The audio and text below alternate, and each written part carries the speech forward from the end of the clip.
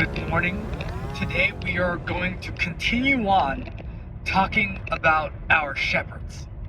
We've learned a ton about shepherds.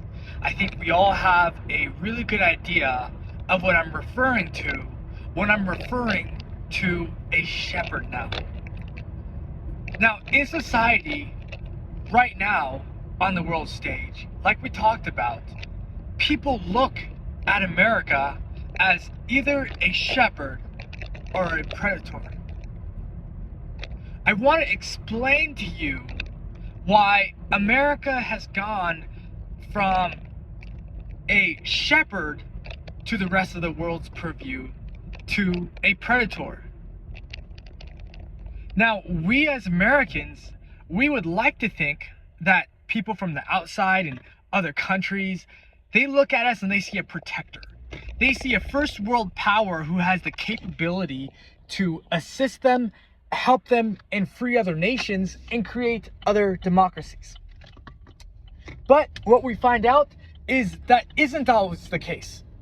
There are a lot of countries, specifically European countries, and a ever-rising group in America who thinks that America is actually not a protector, they're not actually a shepherd, they're a predator. Now remember, the opposite of a shepherd is a predator. Now the reason the predator is looked at from what we've been talking about, the reason we look at the opposite as a predator is because they have the capability to defeat a shepherd. Now, it could be the case that there is an overwhelming number of predators that don't have the same capabilities as the shepherds actually do. And so they're simply able to overwhelm the shepherds by increasing the amount of predators in their ranks. That's one way they can do it. And that's, in one sense, how we can think of predators. But I want us to think at this moment of predators as people who hold the opposite values of the shepherds. They are also strong. They are also resilient. They are also capable. They also have forward planning. Their thinking or their values also transcend time.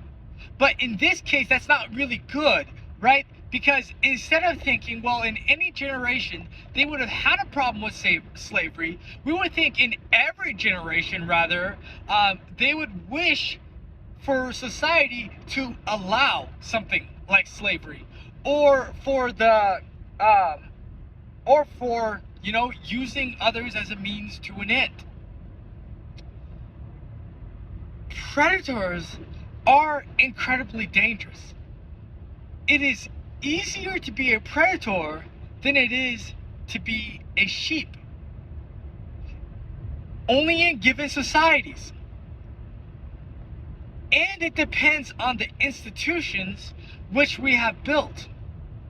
There are a lot of predators in America. These predators are able to hide within our institutions, within our societies, and within our communities.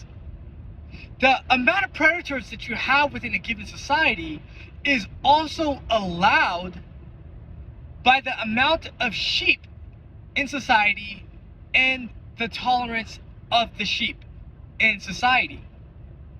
Now we have to remember that there is a much, much lower percentage of shepherds than there are sheep. Then there are sheep. Let's say that in America we have 320 million people.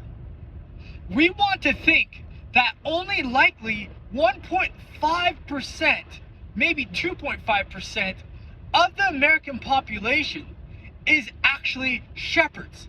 So you can imagine how easy it would be for the predators who are able to hide and appear as sheep to just go about the herd.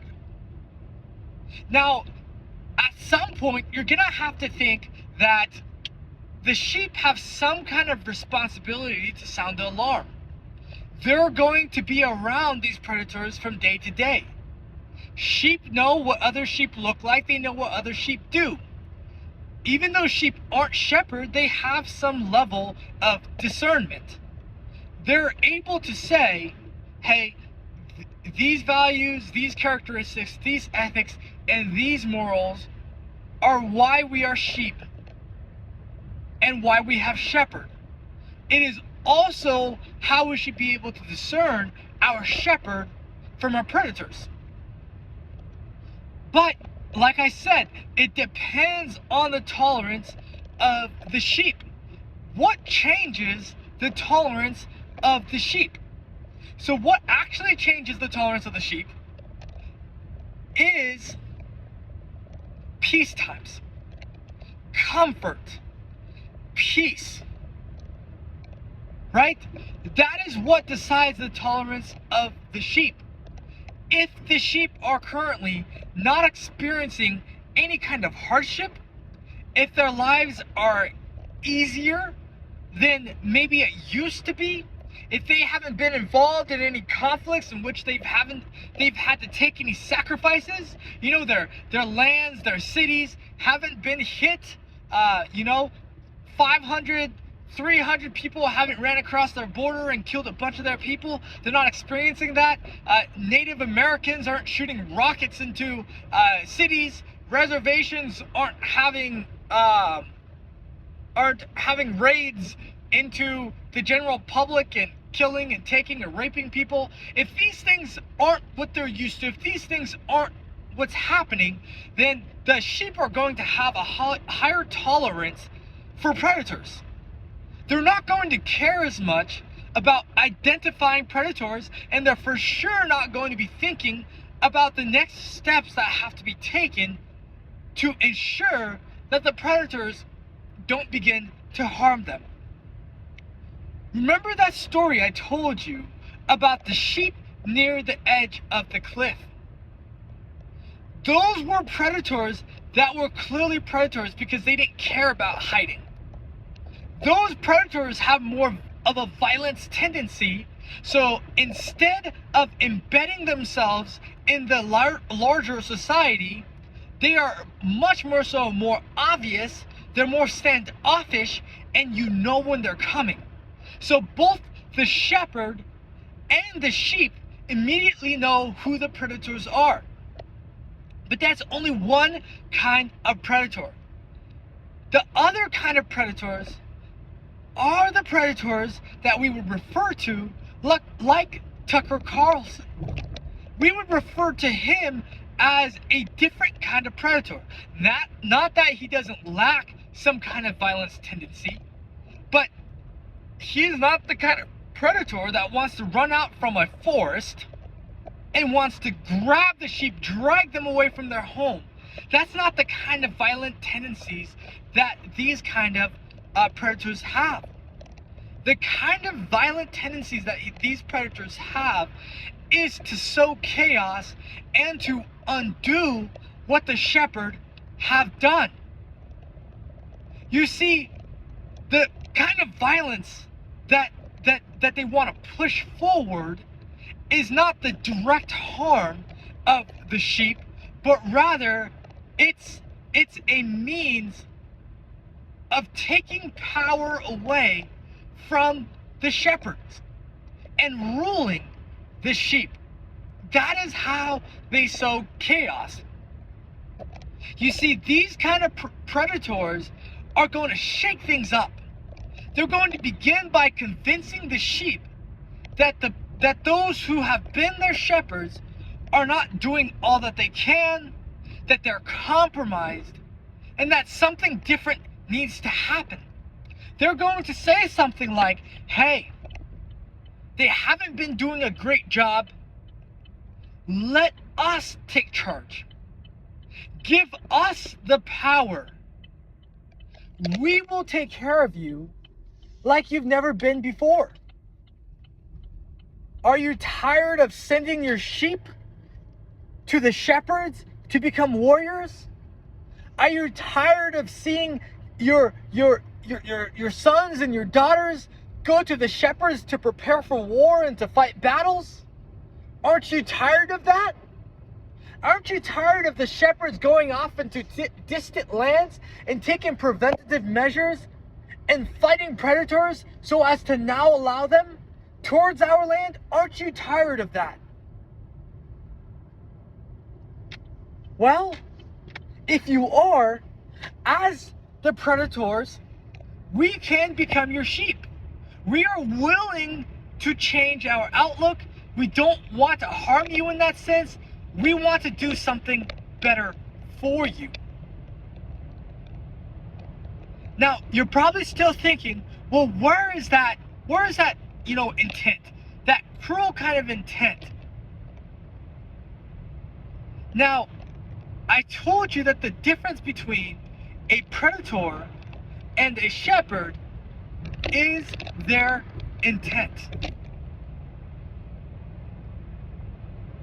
I want to tell you that the kind of predators that we are talking about right now may very well not have the actual intent of seeing the sheep killed or murdered. That may very well not be their intent.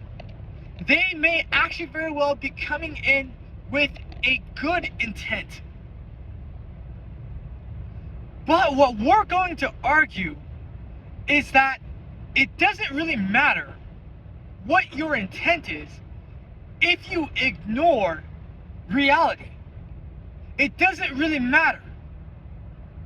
So in this sense, they're predators because they don't have a timeless kind of morality, because they don't possess the characteristics that we're looking for. It's because they don't possess forward thinking.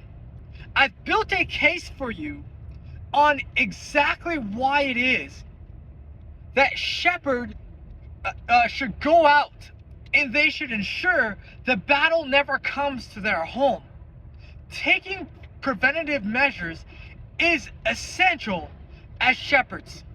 You cannot always just stay within 5 feet of your sheep. The danger is not always 5 feet away, especially if the shepherds have done an incredible job, or if society has just come off of hard times. Because if a society has just come off of hard times, the sheep will have a lower tolerance. Therefore, they're going to offer up more sheep, and they're going to allow for the kind of society that fosters more shepherds. Therefore, they're going to allow more sheep to become shepherds. They're going to have a lower tolerance for the predators, so they're going to call them out. They're not going to be okay with it. They're going to support the preventative measures that the shepherds are taking in distant lands. Good shepherds do not put themselves in compromising positions to where they allow many predators in distant lands to have no challenge to their supremacy, to build up their base, to take over other herds and make them also predators, then come attack their herd. I want to go back to that, and I think I want to spend the rest of the episode telling you a story about the shepherd and the predators. Now, in a distant land, in a pasture, with no danger around them, the sheep graze. The sheep are happy, they are content, and they are in peace times. The sheep have experienced no wars for an entire generation. And let's say, when I refer to an entire generation of sheep, let's say it's been 50 years since the sheep have experienced any kind of war. So what that means is the young had experienced a little bit of it, but they were young enough to where they didn't really have to fight it. So those that were 18 and 10 years old, they're now in their 60s or young 50s. those that had to fight in it, that had to risk their lives, and those that got affected the most, well, they're mostly gone from society. They're mostly dead, right? Because they would be 70s, 80s, 90s, so a lot of them have gone. So you have a new generation of sheep. That also goes for the shepherds, because the shepherds don't live forever. Now, like I said, the shepherds are timeless. So this difference in peacetime versus wartime maybe it's softened up your shepherds a little bit, but it hasn't changed them in their essence, because they're timeless. But it has decreased their numbers. So you have your sheep that graze upon these pastures. They're just so happy. The world is so peaceful. Now, the sheep have a high tolerance at this moment for predators. The sheep are starting to grumble and they're starting to complain because the shepherds have been telling them, hey, there are some things that we have to do outside of our lands to make sure that these predators never reach our lands. We want to ensure that we're pushing them back on the occasion to make sure that we dwindle down their numbers year by year, to ensure that when they come to our lands, they don't come in full force, and that we can take care of our society. Now, why is it the case? It is the case here because in peace times, the sheep don't offer up the amount of shepherds that are needed for the real defense of their homelands. So if it was the case that you have a sheepish society in their pasture of 320 million, but only 2.5% of those are shepherds that have the capability of defending them, well, what happens when you have an outside society, random societies of 200 million, 100 million, 320 million? So you have all these random societies or these other herds that you're friendly with, but you're not responsible for their defense, right? This herd is responsible for taking care of its own self in its own land. The reason for this is because lands are vast and travel takes time.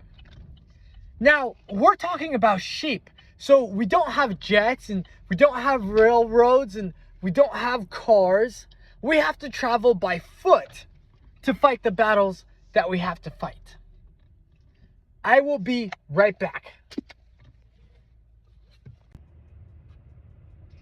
All right, I'm back. So we were talking about the different lands and the different herds that exist in these different lands. Now, it takes resources, and the sheep have to expend resources to allow the shepherds to go off and fight distant battles. It also means that you have less shepherds at home that are protecting you.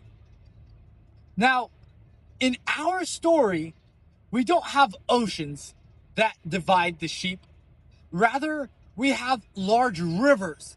We have large lakes. These are the areas that divide the sheep. So for one sheep herd to get to the furthest sheep herd, let's say it's 14 days of marching. Not nonstop, but 8 hours a day of marching, and it takes 14 days to get from the one land to the next. I don't know how to correlate that to miles, but that's just kind of an example for you. So the sheep begin to grumble and they begin to complain. The sheep go to the shepherd and they say, why are we expending our resources? Why are we giving you our children to bring them to war. They don't always come back. Why don't we just stay in our own land, mind our own business, and stop trying to fight these wars outside of our home? Why don't we just wait until the predators come to our land? And the shepherds say to the sheep, well, what about the other herds? What do you want us to do about the other herds? Our allies are shepherds of other herds, and sometimes they need our assistance. We happen to have more than less. We happen to have more than they do. So even though you may not want us to help them, it's going to be important that we don't lose too many allies. Now, let us say in our story, in these lands that we are referring to, there are 20 herds. Our herd is not the largest. Our herd is the 4th largest herd. And let us say that at this moment, 2 of the largest herds have been taken and they've been captured by the predators, and the predators rule that herd. So what that means is they've forced the sheep population to act as if they are predators. That's how they have to act to survive. That's how they feel that they have to act to protect their children. Now, are those sheep victim or are they sheepish victim? Can we tell yet? Remember, we still can't tell in those 2 huge lands, those 2 huge herds in those lands, if they are sheepish victims or just victims. We really can't tell because we don't know what's happened. We don't know if they stopped defending themselves. We don't know if they gave their shepherds no assistance. We don't know if they stopped taking preventative measures. We don't know if they just betrayed their shepherds and they just joined the side of the predators because they thought it would be a better life. We don't know. So we can't yet say whether they are victim, sheepish victim, or sheep. We're really just not too sure. We will be able to tell soon because we have a lot more story to go. Now, we said our herd is the 4th largest herd. Our herd also happens to be the best at war. We are the best at battle. So sometimes when some of these smaller herds with only 20 million or 100 million come into danger, they send a messenger shepherd to come get our assistance to help them in their lands win over. And the benefits from that is their scouts, their shepherd scouts let us know lands that they've seen where we can migrate to that have good resources for us. Now you might think, why don't we just combine with every herd that we come across? The reason is because of resources. If the herd is too large, what happens sometimes is you have to move from lands in a shorter amount of time. And instead of being able to spend something like 6 months and graze on a land, instead after 3 months or 2 months, you have to leave because your herd is so large. Now there is a danger to having to march to distant lands as sheep. That danger is your older generation. You oftentimes will lose your elderly as you march. You also have to reposition, you have to scout, and you have to figure out what the predators are doing in the next land that you've moved to. So you've lost home front advantage. So there's strategies to this, and there's reasons why these sheep do not want to just move and why they want to find pastures where they can graze from time to time. Now, this universe that we're referring to is big enough that resources will really never run out. You just have to march to more, because by the time you've marched from place to place, new resources can simply be found. That is how the land and the agriculture operates. That's how the nature operates in this universe that we're talking about. But here's what the predators can do to disrupt this natural process. What predators can do is they can start fires. And fires burn up massive swaths of land. Now, how do these predators start fires? Now, even though we're talking about sheep, we still gotta act like they can think like humans. They just don't have disposable thumbs, right? So they're not able to do everything that humans are really, able to do. But just have some fun here. Have some fun. I'm giving you as much detail as I can, but I really want you to enjoy this story. Enjoy this story. Have some fun. Keep with it. Let's continue. Now, how are the sheep the predators, or the sheep sometimes, able to build fires? Let's say that the sheep between their hooves are able to, like grab a rock or something that they find, and they're able to scrape it to create sparks. So in super dry areas, they're able to create sparks, which thereby starts huge wildfires.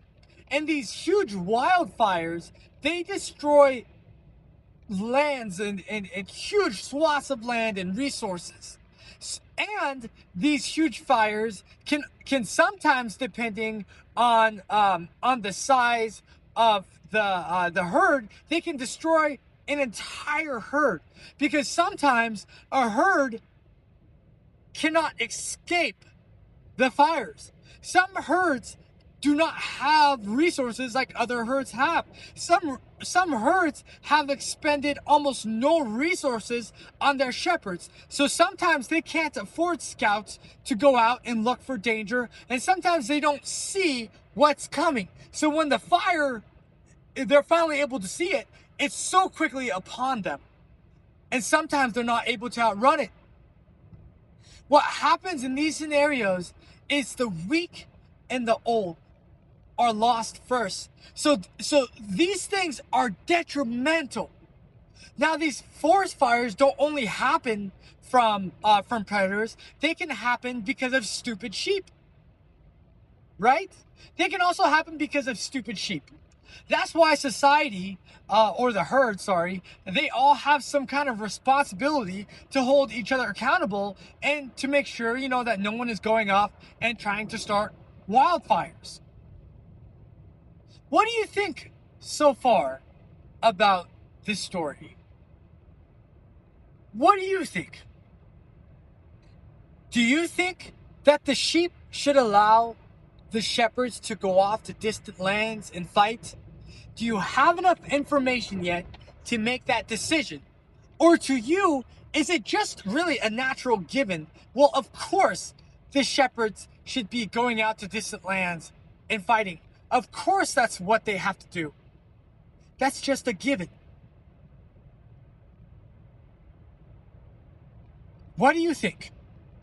We are going to continue this story later on, but I want to thank you guys for coming and listening to this episode. We will have part 2 of this story another day. Have a great one.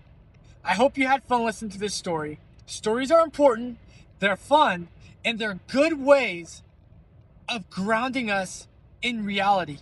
Sometimes you have to step out of your everyday life and your everyday reality, and you have to hear a story or read a story to understand basic concepts. Have a good one.